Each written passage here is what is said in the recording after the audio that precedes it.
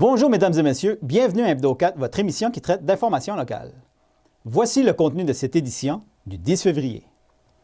Gérard L'Italien, le président d'Assemblée de la Fabrique de la paroisse de Saint-Godefroy, nous parle au sujet de la célébration de la messe qui se fait temporairement dans les locaux du Club des 50 ans et plus. Gaëtan Cousineau, le coordonnateur du mouvement Action Chômage PABOC, nous explique pourquoi il pense que les statistiques à propos de l'assurance-emploi sont irréalistes. Brian Curry, coordonnateur pour l'association LGBT+, Baie des Chaleurs, nous informe sur un nouvel organisme qui se nomme Réseau Diversité, JIM. Il sera sujet de recherche de témoignages avec Annick Lepage, la directrice de droit et recours en santé mentale. Régent Bastien, le maire de la ville de Passepébiac, nous parle à propos des nombreux projets sur lesquels lui et les membres actuels du conseil travaillent présentement. Véronique Saint-Pierre nous parle d'un tout nouveau projet pour les célibataires de la région intitulé « Activités, rencontres, pizza et jeux de société ». Bonne émission à tout le monde! Tout d'abord, depuis quelque temps, les paroissiens et paroissiennes de la municipalité du canton de Saint-Godefroy et des environs doivent se présenter dans les locaux du Club des 50 ans et plus situé au 41 route de l'Église à Saint-Godefroy pour la célébration de la messe. Écoutons M. Gérard L'Italien, le président d'Assemblée de la Fabrique de la paroisse de Saint-Godefroy, à ce sujet. La messe qui se célébrait le samedi à 16h à l'église est maintenant célébrée au local des 50 ans et plus. L'Assemblée de Fabrique a pris cette décision en vue d'économiser sur les frais de chauffage. Et en même temps, c'est une expérience qu'on fait. Est-ce que vraiment on va économiser? Puis on est chanceux parce que le Club des 50 ans et plus nous charge aucun frais. Ça fait qu'à la fin de l'hiver, on fera la différence en frais de chauffage. Est-ce que ça a coûté moins cher? Ça devrait normalement coûter moins cher parce que les thermostats à date sont au minimum autorisés par les assurances. Il n'y a pas de danger que ça gèle, il n'y a pas de problème. Okay.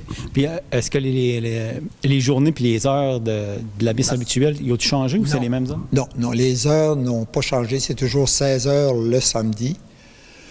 Et c'est pas des heures qui sont portées à changer parce qu'on est 5 paroisses dans le secteur Mont-Saint-Amat et il y a seulement 2 paroisses à l'heure actuelle qui ont accepté de faire des changements d'heure.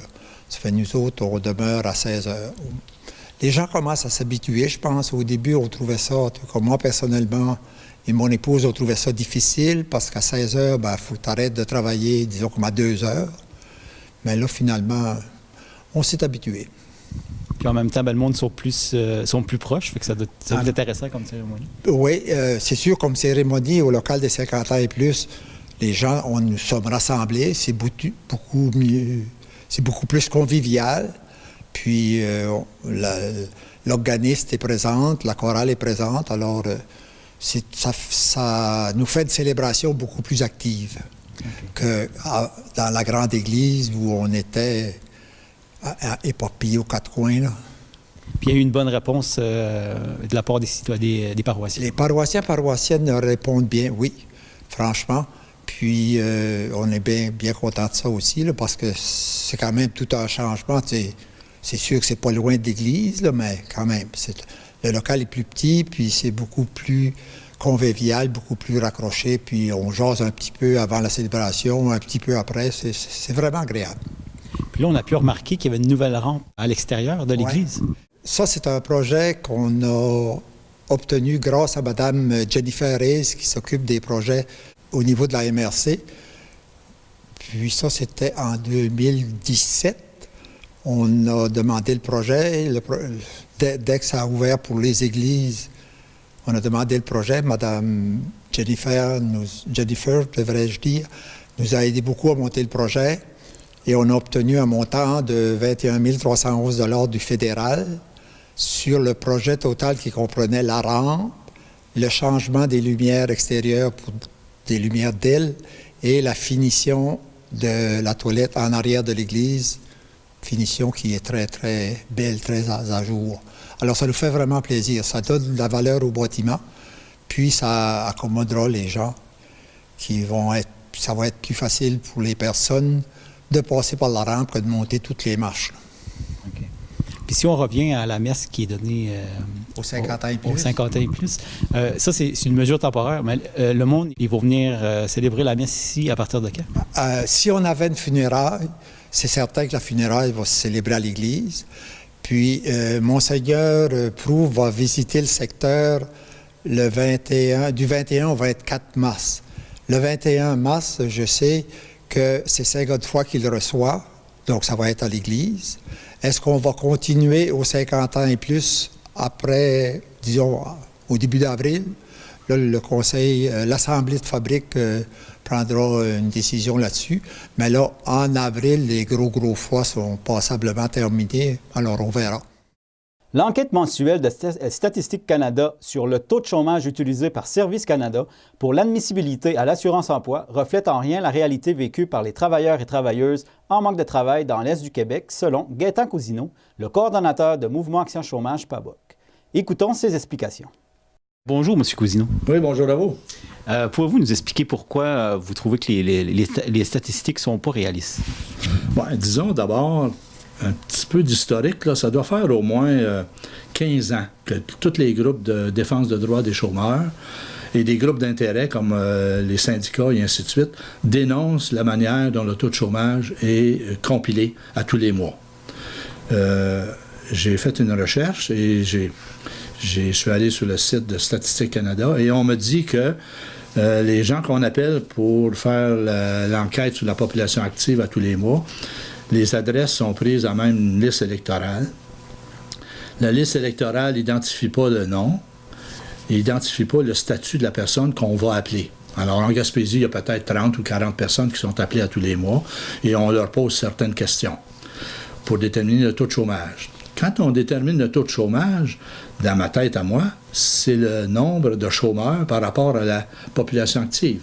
Un chômeur, tel que décrit dans la loi, c'est quelqu'un qui s'est qualifié pour une prestation d'assurance-emploi, quelqu'un qui ne travaille pas dans le moment, quelqu'un qui est à la recherche active d'un emploi et quelqu'un qui est prêt et disponible à travailler. Ça, c'est un chômeur. Alors, si on appelle une de ces personnes-là, puis c'est une personne retraitée, pour un exemple, il est sans travail, bien sûr, parce qu'il est retraité, il ne retire pas de chèque de chômage, il ne se cherche pas d'emploi parce qu'il en avait déjà un, puis il est maintenant à la retraite. De même que quelqu'un qui est malade sur le CSST, par exemple, ou sur la RAMQ, ou une dame qui est en prestation maternité pendant 1 an de temps. Donc, à ce moment-là, elle ne se qualifie pas comme chômeur. Alors, toutes les personnes qui ne se qualifient pas comme chômeurs, qui sont appelées à tous les mois, font baisser le taux de chômage. Et plus le taux de chômage est bas, plus les exigences pour se qualifier à l'assurance-emploi sont élevées. Donc, par exemple, on pourrait voir, là, par exemple, si on dit, au mois de mars 2018, le taux de chômage était 12,9 %.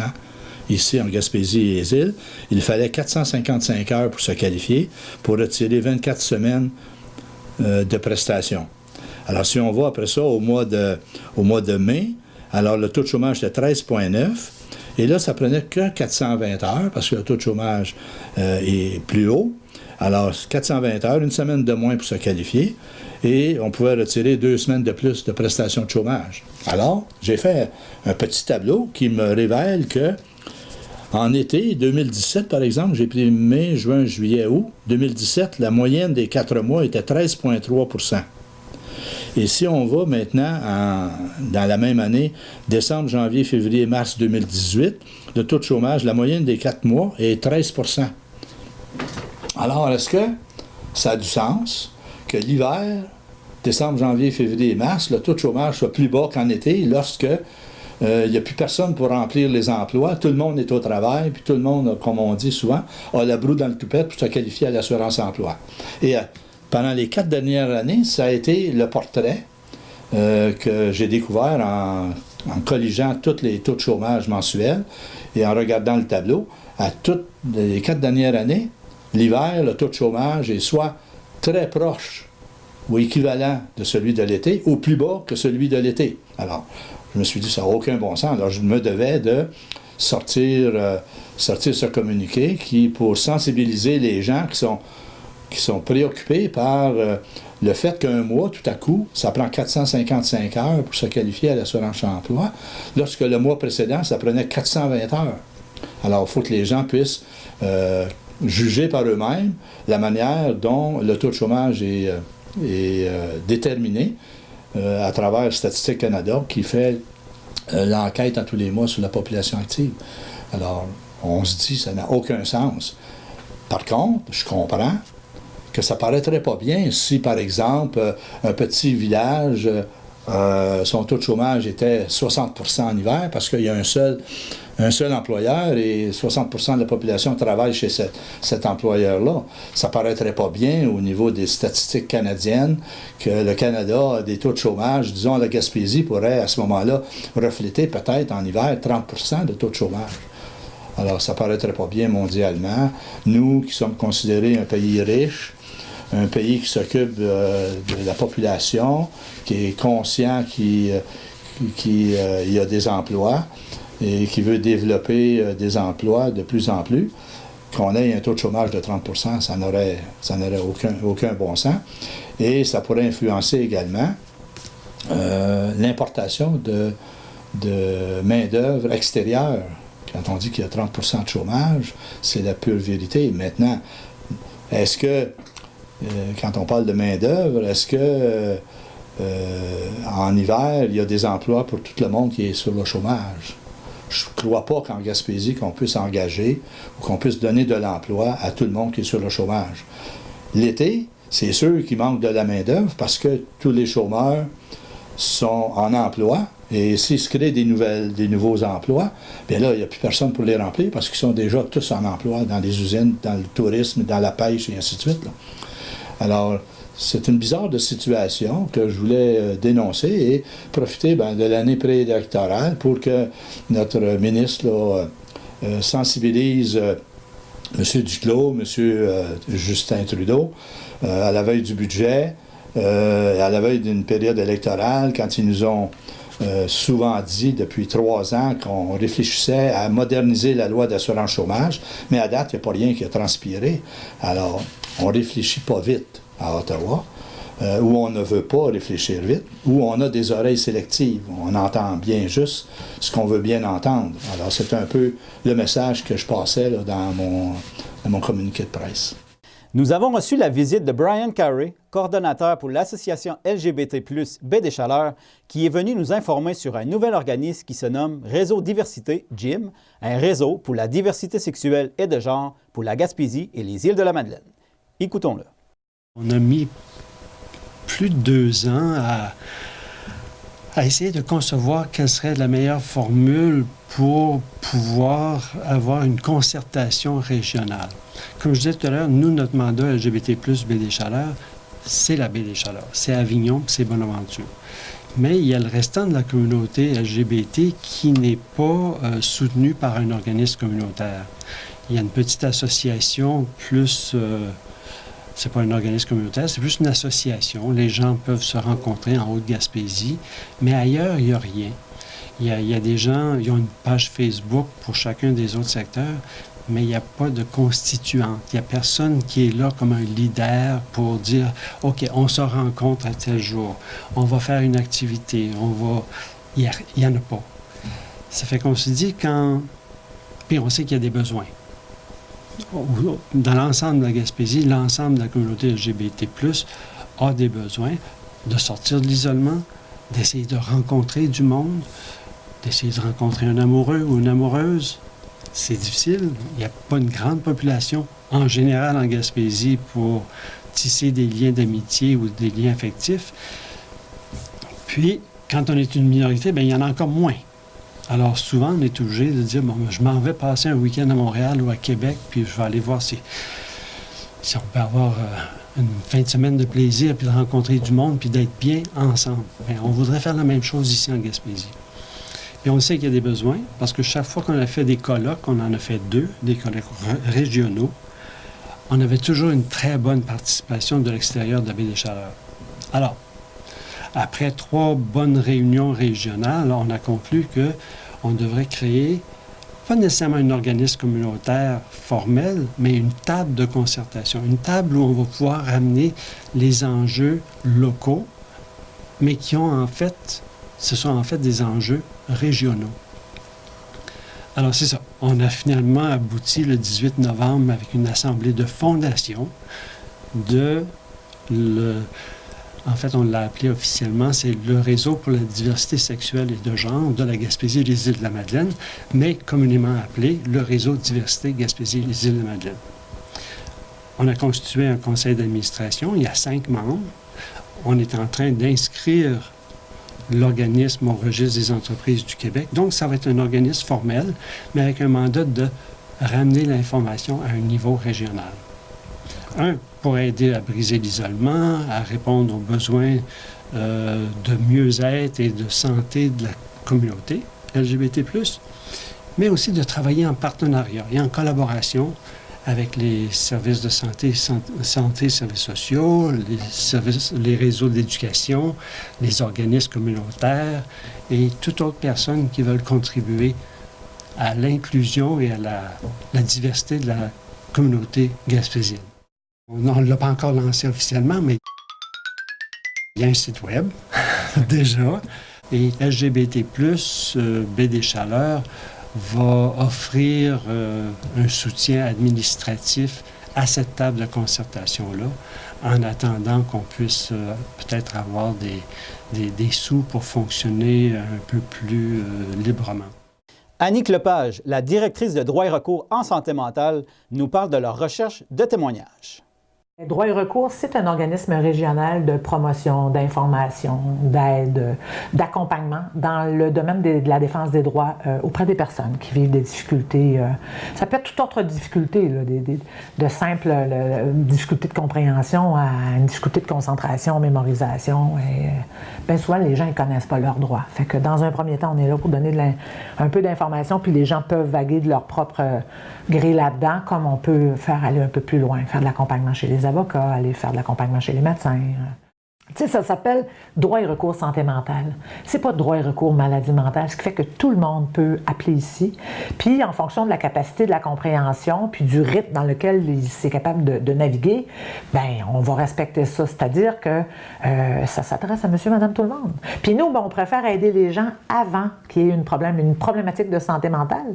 Alors, on les invite à communiquer avec nous s'ils ont l'impression que leurs droits ne sont pas respectés, qu'ils sentent à quelque part qu'ils sont comme susceptibles d'être plus lésés qu'un autre. S'ils sentent à quelque part que c'est bizarre, bien, c'est bien mieux d'aller chercher de l'information puis de se faire respecter à différents niveaux, là. OK. Puis y a-t-il des coûts reliés à ça? Non, c'est gratuit. On est un OSBL, donc on est vraiment financé par le ministère de la Santé et des Services sociaux. Alors, c'est un peu comme, on est comme nourri. On mord la main de celui qui nous nourrit parce qu'on travaille principalement, évidemment, dans le domaine de la santé et des services sociaux, avec l'ère Barrette, toute la restructuration, la réforme, évidemment, qu'on fait de l'accompagnement dans le processus des plaintes. On revendique des services de qualité, mais nos services sont aussi dans tous les secteurs avec lesquels la personne est en relation. Donc, quelqu'un qui vit, on rentre dans l'ère du logement. Bientôt, ça va être les notions de l'augmentation des loyers, l'éviction, des affaires de même. Donc, on peut donner de l'information là-dessus. Parfois, c'est de la CSST, de la SAC, le droit du travail. Vous savez qu'avec les normes du travail, actuellement, il y a eu des grosses modifications. On fait 5 grandes améliorations. Oui, améliorations, c'est tout à fait exact de dire ça. Alors, bien, on est là pour les informer, puis supporter les employés à faire respecter leurs droits auprès de l'employeur. Donc, voyez-vous, c'est vraiment un peu dans tous les secteurs avec lesquels la personne est en relation. Évidemment, on n'est pas des avocats, alors on ne va pas faire de la défense à la place de la personne. On est des intervenants psychosociaux qui travaillent avec une philosophie d'empowerment. Donc, je vous guide, je vous informe, je vous fais beaucoup d'éducation. J'essaie que vous puissiez redécouvrir ou redévelopper votre pouvoir sur votre vie, puis que vous puissiez vous faire respecter davantage, là. C'est dans cette façon-là qu'on travaille ici. OK. Puis là, présentement, vous êtes en recherche de témoignages. Oui, effectivement. Mais écoutez, ça fait 25 ans qu'on existe cette année.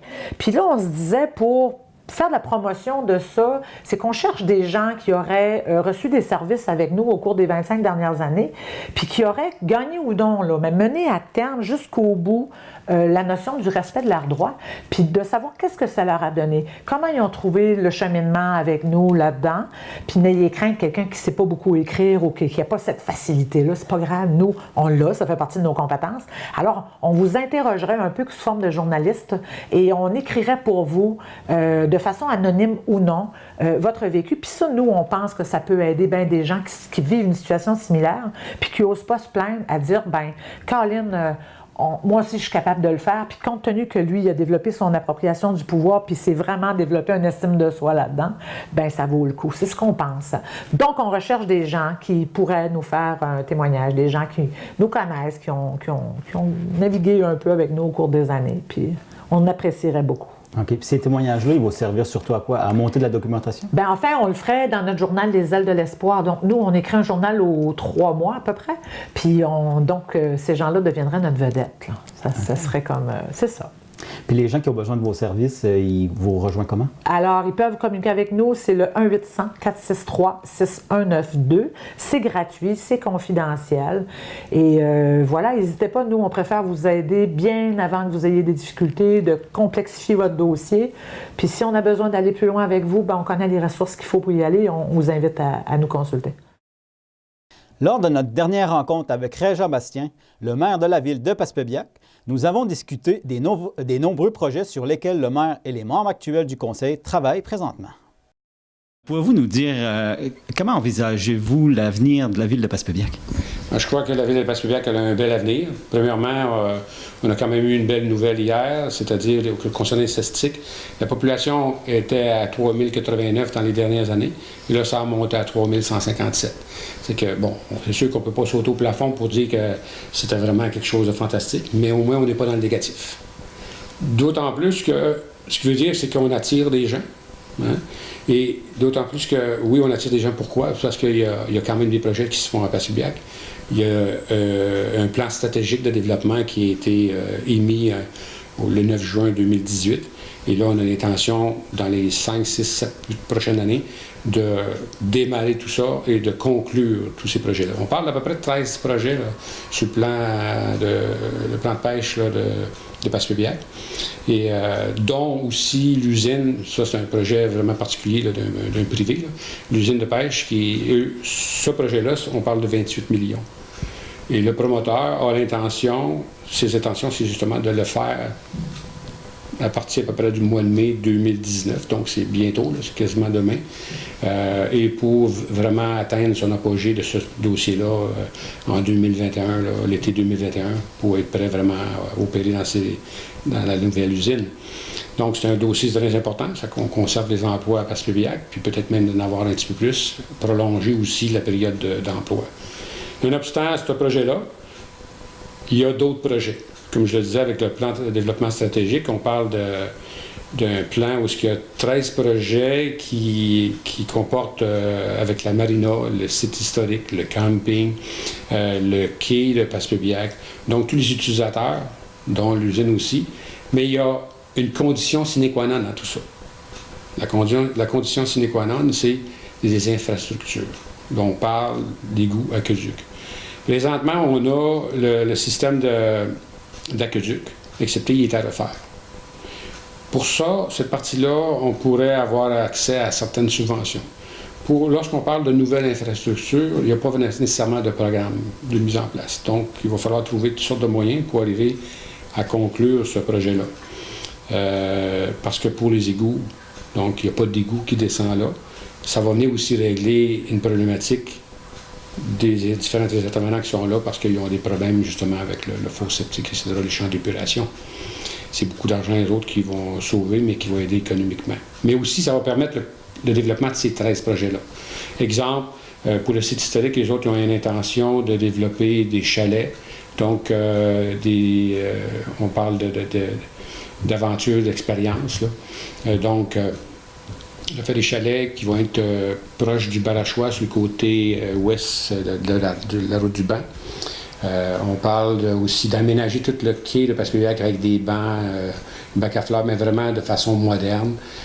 tout l'aménagement aussi du stationnement qui est entre le quai, où est la marina, et le site historique.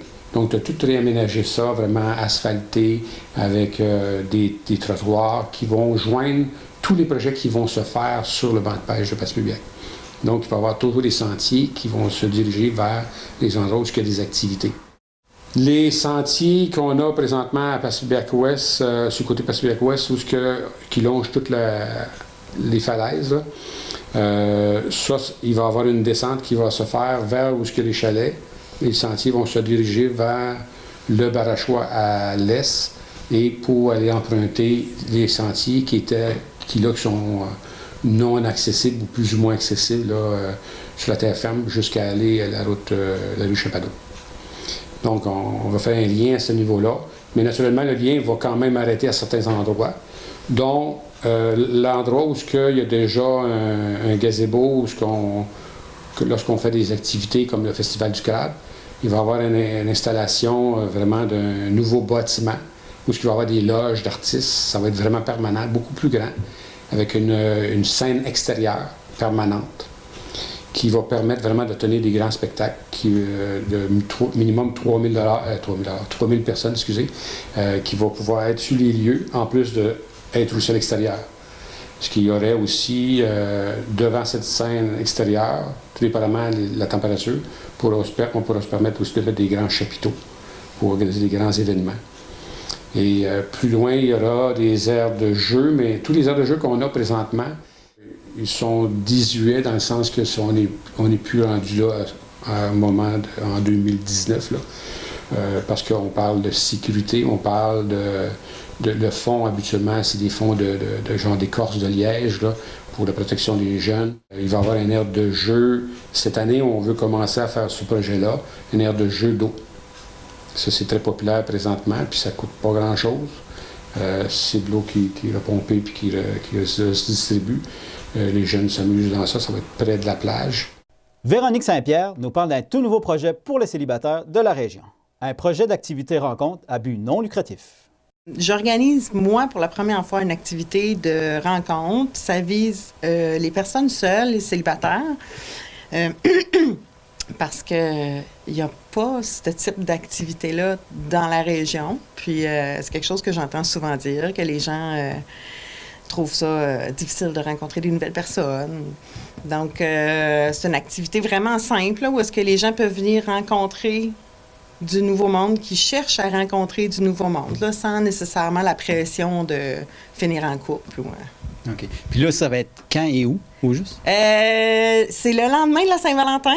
Fait que c'était un peu ça l'idée aussi, c'est que là, de ce temps-là, on se fait bombarder de l'idée de faire des choses en couple, ça. Puis il y a plein de gens qui ne sont pas en couple. Puis je me dis, ça va être l'occasion de se rencontrer. Fait que c'est comme une Saint-Valentin pour célibataires. Le 15 février, donc le vendredi de la Saint-Valentin. Puis ça se passe à la boulangerie La Pétrie à Bonaventure, sous formule 5 à 9. Donc, les gens peuvent arriver à partir de 5 heures. La Pétrie va offrir un menu pizza pour l'occasion. L'entrée est gratuite. Les consommations sont à la charge des gens. Puis, de 6 à 8, il va y avoir des jeux de société disponibles pour favoriser un peu que les gens rencontrent des nouvelles personnes là, en jouant à des jeux. Des fois, ça peut peut-être, là, pour les gens qui sont un petit peu plus timides, là, de rencontrer des nouvelles personnes sans prétexte, bien, s'asseoir autour d'un jeu puis jouer ensemble pour casser la glace. Puis, y a-t-il une tranche d'âge? C'est-tu pour une catégorie de personnes ou y a-t-il des restrictions? Bien, c'est 18 ans et plus. Donc, c'est la seule restriction. Fait que c'est ouvert à tous les groupes d'âge. Donc, je ne sais pas non plus à quoi m'attendre en termes de présence, là, mais c'est ça. On veut que ce soit 18 ans et plus. Puis, pour le reste, c'est ouvert à tous, là. Il n'y a pas de limite d'âge. Les gens peuvent regarder sur le site, pas sur le site, mais sur la page Facebook de la Ville de Bonaventure. L'événement est affiché là.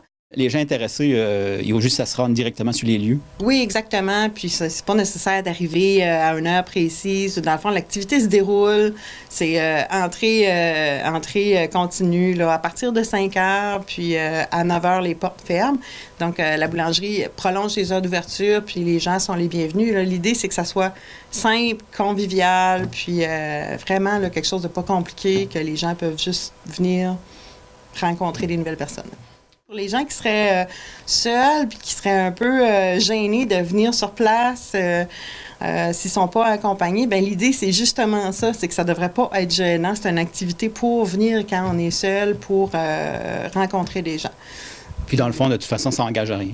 Ça n'engage à rien. Ça engage à venir rencontrer des nouvelles personnes. J'invite les gens aussi, tu sais, à venir de Passepébiac, de Chandler, de Carleton, puis de faire la route. S'il y a de la demande suffisamment, on en fera d'autres, des activités, on se promènera sur le territoire, mais je pense que si on veut rencontrer des nouvelles personnes, des fois, il faut sortir de son village aussi, puis faire un petit peu de route. À ne pas manquer sur nos ondes cette semaine, nous allons diffuser les finales du 44e tournoi Bantam toutes catégories qui a eu lieu du 31 janvier au 3 février dernier au nouveau centre sportif de Passepébiac. Et voilà, mesdames et messieurs, ce qui complète l'édition de notre émission Hebdo 4 du 10 février. Merci beaucoup d'avoir été avec nous et à la prochaine!